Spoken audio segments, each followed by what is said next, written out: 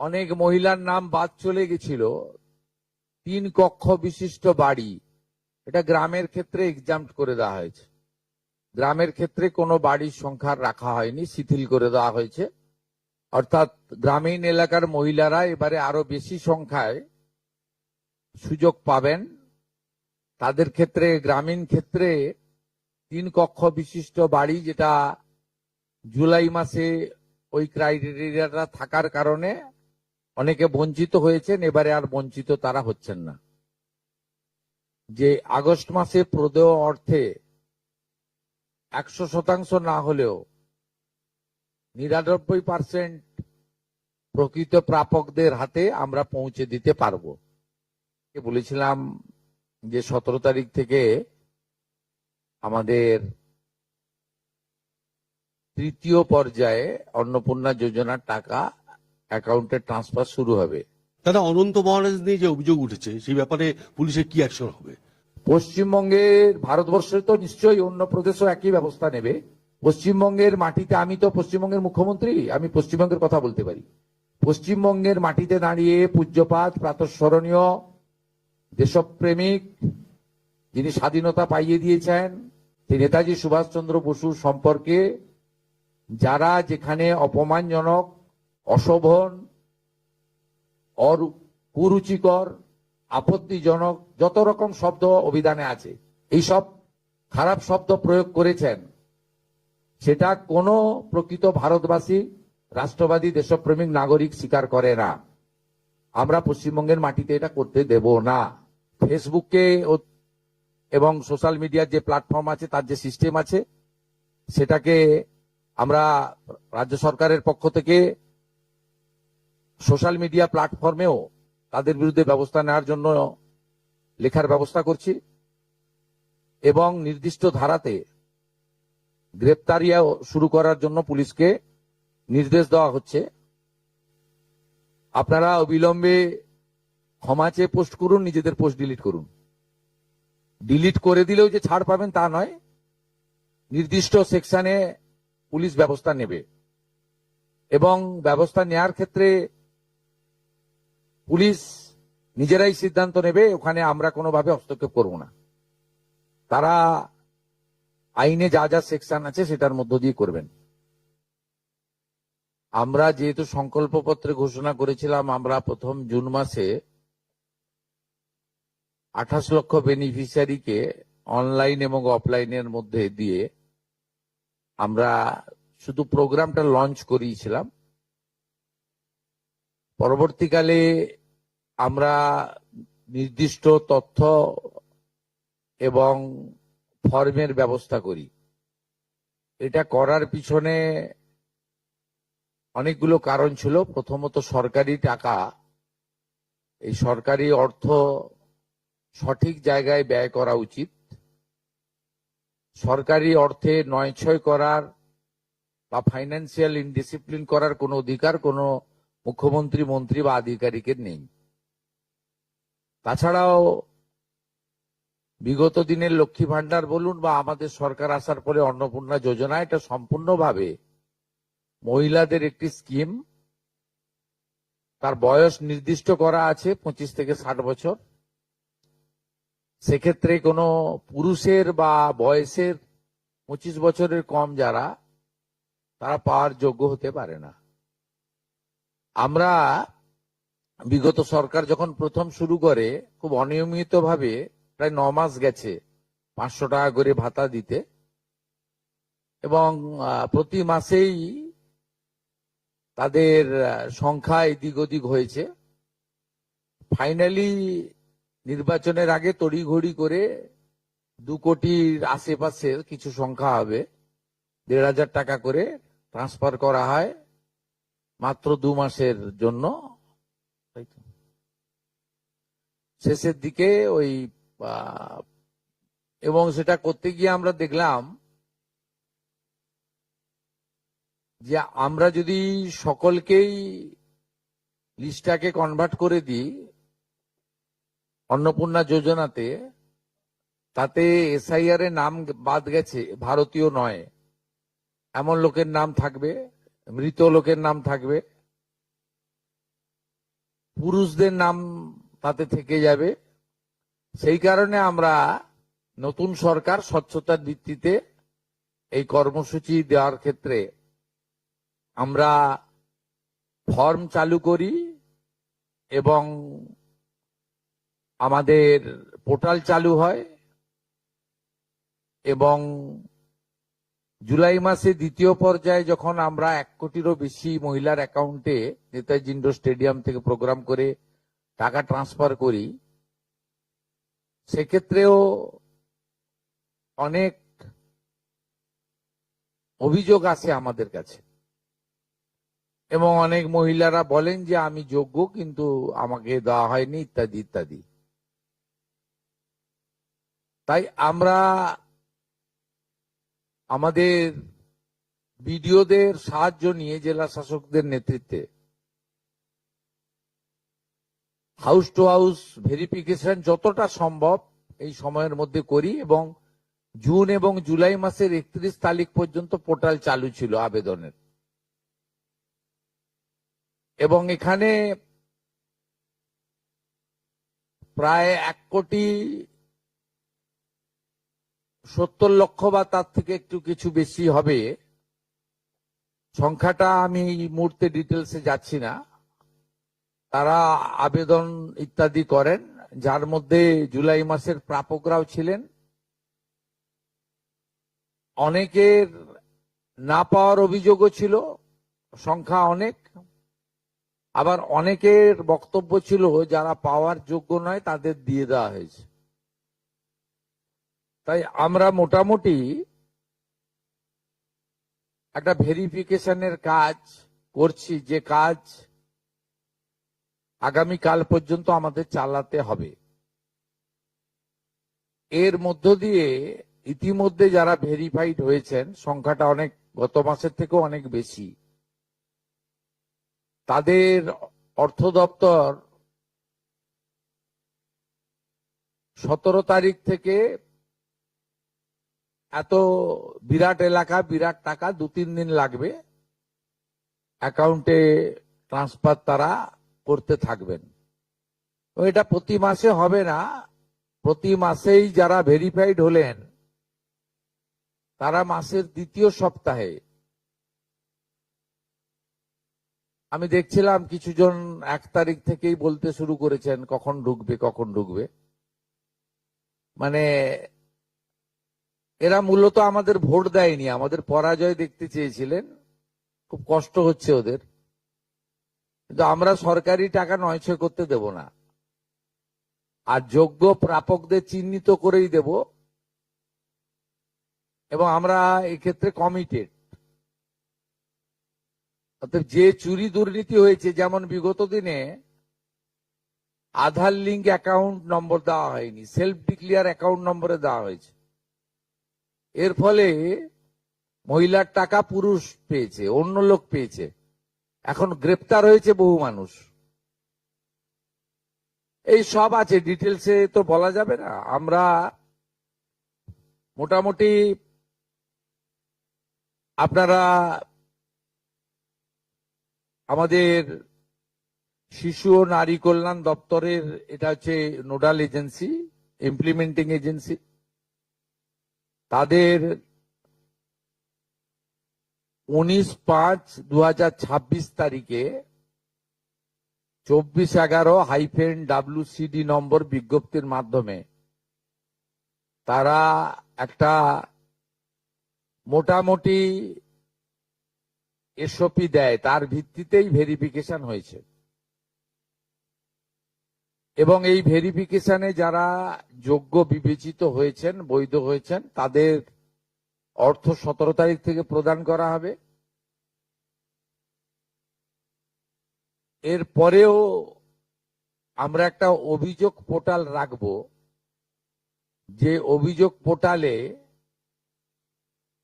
পরবর্তী সময়ে যে কেউ অভিযোগ করতে পারেন এবং এই অভিযোগ নিষ্পত্তি করার জন্য আমরা সংশ্লিষ্ট ব্লকের বিডিওদেরকে বিশেষ দায়িত্ব, চিফ সেক্রেটারি দায়িত্ব ফিক্সড করে দেবেন। তারা হিয়ারিং নিয়ে একটা নির্দিষ্ট সময়ের মধ্যে নিষ্পত্তি করবেন। আমাদের যারা যোগ্য বিবেচিত হয়েছেন তাদের বয়স 25 থেকে 60 বছরের মধ্যে হতে হবে, আগেই বলা আছে। কেন্দ্রীয় বা রাজ্য সরকার, কোন বিধিবদ্ধ সংস্থা, সরকারি আন্ডারটেকিং, পঞ্চায়েত, পৌরসভা, সরকার, সরকারি সাহায্যপ্রাপ্ত শিক্ষা প্রতিষ্ঠান অর্থাৎ শিক্ষক, শিক্ষাকর্মী, স্থায়ী সরকারি চাকরিতে নিযুক্ত থাকেন বা পেনশনার্স আসবে না যেহেতু 60 ঊর্ধ্ব, এটা ইরেলিভেন্ট, এরা এই বেনিফিটের মধ্যে পড়ছেন না। তাছাড়া যারা আয়কর প্রদান করেন, অর্থাৎ এখন আয়করের ঊর্ধ্ব সীমা হচ্ছে 12 লক্ষ টাকা বছরে। 12 লক্ষ টাকা পেরিয়ে গেলে আয়কর দিতে হয়।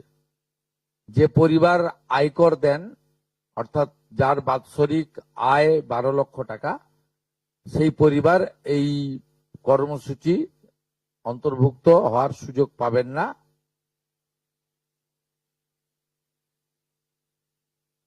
এবং যে মহিলা নিজে 10,000 টাকার বেশি নিজে উপার্জন করেন মাসে, তাকেও এর বিবেচনার মধ্যে প্রাথমিকভাবে আনা হয়নি। কিন্তু এক্ষেত্রে যারা ক্যাজুয়াল, কন্ট্রাকচুয়াল, মানে বাড়ির পুরুষ মানুষরা, তাদের বাড়ির পরিবারের স্ত্রী বা অন্যরা বিবেচিত হবেন। যদি কোনো মহিলা, এটা একটি নারী অর্থনৈতিক সশক্তিকরণের স্কিম, সেক্ষেত্রে যিনি সরাসরি নিজে 10,000 টাকার বেশি উপার্জন করেন তাকে বিবেচনা করা হবে না। 25 থেকে 60-এর মধ্যে যারা 3,000 টাকার কম ভাতা পান, ধরুন উইডো পেনশন 1,500 টাকা এই মাস থেকে হয়েছে, গত মাস পর্যন্ত ছিল 1,000 টাকা, তাদেরকে হায়ারটা দেওয়া হচ্ছে, 3,000 টাকাটাই দেওয়া হচ্ছে অন্নপূর্ণা যোজনাতে। এই ধরনের যত স্কিম 25 থেকে 60 মহিলাদের রয়েছে, যারা 3,000 টাকার কম পান বিভিন্ন ভাতা, তাদেরকে 3,000 টাকার অন্নপূর্ণা যোজনার ভাতাটাই দেওয়া হচ্ছে। এক্ষেত্রে দুটি ক্ষেত্রে আমরা শিথিল করছি। একটা হচ্ছে দিব্যাঙ্গ ভাতা যারা পান, তারা দুটো ভাতাই পাবেন। তারা দিব্যাঙ্গ ভাতা যেটা আগস্ট মাস থেকে 1,500 হয়ে যাবে সেটাও পাবেন, অন্নপূর্ণা যোজনা 3,000ও পাবেন, শুধুমাত্র ফিজিক্যালি চ্যালেঞ্জদের ক্ষেত্রে। আর পিএম কিষাণ সম্মান নিধির ক্ষেত্রে, এই দুটি ক্ষেত্রে আমরা এটাকে শিথিল রাখছি। এছাড়াও এর আগে যেটা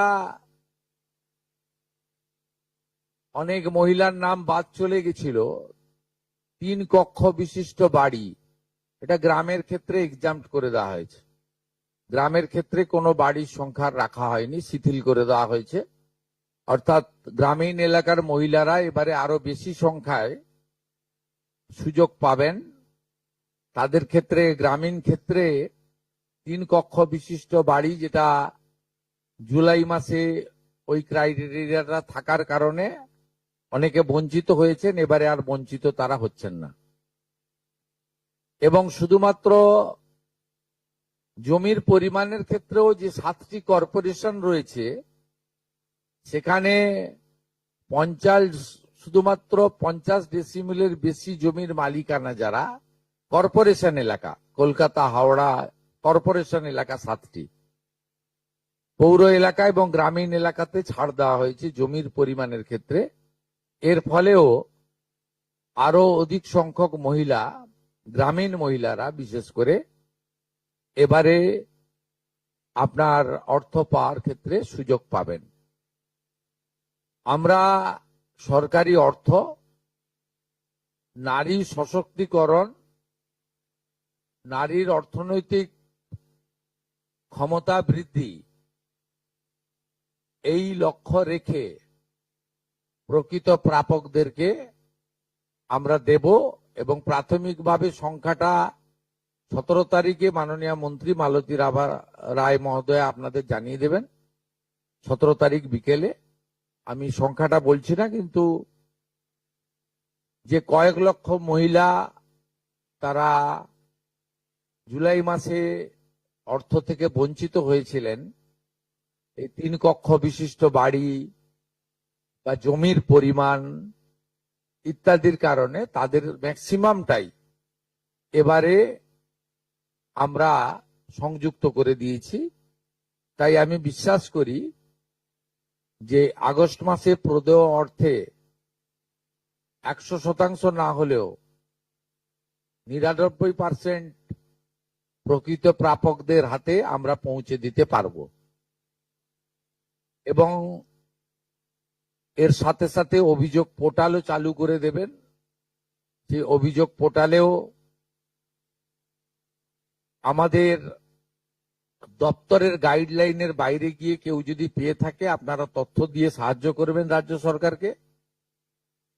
আর এই গাইডলাইনের মধ্যে থাকা কোনো দিদি বা বোন যদি বঞ্চিত হন, তিনিও আপনারা আবেদন করবেন এবং এটা কন্টিনিউয়াস প্রসেসের মধ্যে থাকবে। এবং আমরা বিশ্বাস করি আগস্ট মাসে যে তালিকা হবে এই তালিকা আপনারা সবাই অ্যাপ্রিসিয়েট করবেন এবং প্রত্যেক মাসে দ্বিতীয় সপ্তাহে, যেহেতু সরকারের নিজস্ব তহবিল থেকে এটা দিতে হবে এবং টাকার অ্যামাউন্টটাও খুব বড়, অ্যামাউন্টটা যথেষ্ট বড়। আমরা নিজেরাই 17 তারিখে ট্রান্সফার হওয়ার টাকার সঙ্গে 3000কে গুণ করলে নিজেরাই দেখতে পাবেন যে কত বিরাট পরিমাণ অর্থ সম্পূর্ণ পশ্চিমবঙ্গ সরকারের অর্থ থেকে দেওয়া হচ্ছে। আমরা অর্থ দপ্তরের সঙ্গে কথা বলেছি, তারা বিগত দিনেও যে সরকারের 500 প্রথম, পরে 1000, 2 মাসের জন্য 1500 যে স্কিম ছিল, তাতেও মাসের দ্বিতীয় সপ্তাহে দিতেন মোটামুটি 10 থেকে 15 তারিখের মধ্যে। এক্ষেত্রেও প্রত্যেক মাসে 10 থেকে 15 তারিখের মধ্যে যারা বৈধ প্রাপক হিসেবে চিহ্নিত হলেন তারা পেয়ে যাবেন। এইটা ক্লিয়ার করলাম এবং আপনাদের সরকার আপনাদের পাশে আছে। চন্দ্র বসুকে কেন্দ্র করে যারা সোশ্যাল মিডিয়াতে পশ্চিমবঙ্গের অধিবাসীরা নেতাজি সুভাষচন্দ্র বসু সম্পর্কিত অপমানজনক মিথ্যা অপপ্রচার করার দুঃসাহস দেখিয়েছেন, তাদের বিরুদ্ধে সরকারি ব্যবস্থা নিক। আজকে উত্তরবঙ্গের বিধায়ক এবং মন্ত্রীরা মুখ্যমন্ত্রীর কাছে দাবি করেছেন। এরা প্রত্যেকে চান যে পশ্চিমবঙ্গ সরকার, পশ্চিমবঙ্গের পুলিশ কঠিন এবং কঠোর ব্যবস্থা নিক। যেখানে অভিযোগ আমরা পেয়েছি ভারতীয় ন্যায় সংহিতা অনুযায়ী সেকশনে কেস হবে এবং আমি যারা দুঃসাহস দেখিয়েছেন তাদের কাছে অনুরোধ করব, অনুরোধ ঠিক নয়, পরামর্শ দেব। একদিকে তো পুলিশকে আমি নির্দেশ দিলাম, অন্যদিকে বলবো যে তারা যে দুঃসাহস দেখিয়েছেন এই দুঃসাহস ভালো না এবং এটা পশ্চিমবঙ্গ সরকার, পশ্চিমবঙ্গ পুলিশ ভালোভাবে নিচ্ছে না। আমাদের উত্তরবঙ্গের এতজন বিধায়ক তারা যারা রাষ্ট্রবাদ এবং দেশপ্রেমের পক্ষে লড়াই করেন, তাদের পক্ষ থেকে এই ধরনের একটা প্রস্তাব বা দাবি মুখ্যমন্ত্রীর কাছে তারা করেছেন। এই জন্য তাদেরকে ধন্যবাদ দেব এবং আমাদের সরকার, পুলিশ অবিলম্বে কঠোর এবং কঠিন ব্যবস্থা নেবে। এটা খুব পরিষ্কার বক্তব্য। দুপুরবেলা আজকে বিধায়ক সেবা কেন্দ্রের নাম নেতাজি সুভাষচন্দ্র বসুর উপর ডেডিকেশন করেছি আমরা। তথ্য সংস্কৃতি দপ্তর নেতাজি সুভাষচন্দ্র বসুর পরিবারের বর্তমান যারা আছেন তাদের কাছ থেকে ছবি অনুমোদন করেছে। রাজ্য সরকার সমস্ত সরকারি অফিসে, সমস্ত সরকারি স্কুলে নেতাজি সুভাষচন্দ্র বসুর ছবি বাধ্যতামূলক করে নোটিফিকেশন করছে। তথ্য সংস্কৃতি দপ্তর ছবি তৈরি করে প্রত্যেক বিধায়ককে প্রত্যেক সরকারি দপ্তরে পাঠানোর ব্যবস্থা করছে, কয়েকদিনের মধ্যে পেয়ে যাবেন। আজ বিকালেই ওনার পরিবারের সঙ্গে তথ্য সংস্কৃতি প্রিন্সিপাল সেক্রেটারি মিট করে ছবি অনুমোদনে নিয়ে এসছেন। আমরা তো একদিকে এটা করেছি, সাথে সাথে যারা এই ধরনের কাজ করেছেন আমাদের সাইবার ক্রাইমের অন্তর্গত, cyber crime, social media crime এবং আমাদের পুলিশের জেনারেল বিএনএস এর অন্তর্গত যেগুলো আছে, এটা সাইবার ক্রাইমের মধ্যে হয়তো পড়ে না, কিন্তু সোশ্যাল মিডিয়ার মধ্যে যারা আছে আমাদের ডিজিপি আছেন, ডিজিপি সাহেব নিজে এটা দেখে নেবেন। আমাদের STF, cyber cell, CID, IB সবার সাহায্য নিয়ে এর সঙ্গে অন্য কারো কানেকশন আছে কিনা এগুলো ইলেকট্রনিক ডিভাইসকে দেখে তাদের যে সোশ্যাল মিডিয়া পোস্ট হয়েছে, লাইক শেয়ার কারা করেছেন, কমেন্ট কারা করেছেন, তারা পশ্চিমবঙ্গের নাগরিক কিনা পুরোটাই দেখে নেওয়ার জন্য পুলিশকে নির্দেশ দেওয়া হচ্ছে এবং গ্রেপ্তারও করতে বলা হচ্ছে। এবং আইন সবার ক্ষেত্রে সমান, তিনি মন্ত্রী হন, ছাত্রী হন, সাংসদ হন, বিধায়ক হন, যেই হন, যে দলেরই হন, এমনকি যদি সরকারি কর্মচারী পুলিশ কর্মী হন তার ক্ষেত্রেও আইন সমানভাবে প্রয়োগ করা হবে। মাননীয় মুখ্যমন্ত্রী, কদিন আগেই বর্ধমান, আজকে বনগাঁ, এই বিভিন্ন জায়গা থেকেই প্রায়শই এরকম পাকিস্তানি জঙ্গি সন্দেহে গ্রেপ্তার করা হচ্ছে। রাজ্যের বিভিন্ন প্রান্ত থেকে, এমনকি শহর কলকাতাতেও একজনকে আটক করা হয়েছে। এই ঘটনায় আপনি একজন মুখ্যমন্ত্রী হয়ে রাজ্যের সেই জায়গায় আপনি কি বলবেন? না, আমি হিন্দিতে একটু আগে বলেছি, দেখুন এগুলো কন্টিনিউয়াস হতো, এটা সেফ প্যাসেজ ছিল বাংলাদেশ থেকে যাতায়াত করার। বাংলাদেশ তো জঙ্গিদের ঘাঁটিতে পরিণত হয়েছে, তারা পশ্চিমবঙ্গকে সেফ করিডোর হিসেবে ব্যবহার করত। আগে বাইরের রাজ্যের পুলিশ এসে এগুলো অ্যাকশন নিত, এনআইএ নিত, এসটিএফ কাশ্মীর নিত, এসটিএফ আসাম নিত, পশ্চিমবঙ্গের পুলিশকে করতে দেওয়া হতো না। এরা কম্পিটেন্ট পুলিশ, এখন পশ্চিমবঙ্গ পুলিশকে করতে দেওয়া হচ্ছে, তাই আপনাদের সামনে এগুলো আসছে। 17 তারিখে ঘোষিত, টাকা 17 তারিখে পাবেন। তার ধারাই বাছাইয়ের কাজ অন্তিম পর্যায়ে চলছে, বলে দেবো কারা যোগ্য অযোগ্য বলে দেবো। আমরা তো আগেই বলেছি 17 তারিখ থেকে যোগ্য লোকেরা টাকা পাবেন, কোনো অসুবিধার কারণ নেই। আগের সরকার 500 টাকা দিতে ক মাস লাগিয়েছিল, 9 মাস লাগিয়েছিল। যে যোগ্য মহিলা দিদি রয়েছেন, বোন রয়েছেন, যার পাওয়া উচিত 25 থেকে 60 বছর বয়সের, তিনি পাবেন অগ্রাধিকারের ভিত্তিতে, কোনো চিন্তার কোনো কারণ নেই, এতটুকু চিন্তা করবেন না। আমরা জুন মাসে 28 লক্ষ মহিলাকে দিয়েছি, আমরা জুলাই মাসে 1,19,00,000 মহিলাকে দিয়েছি।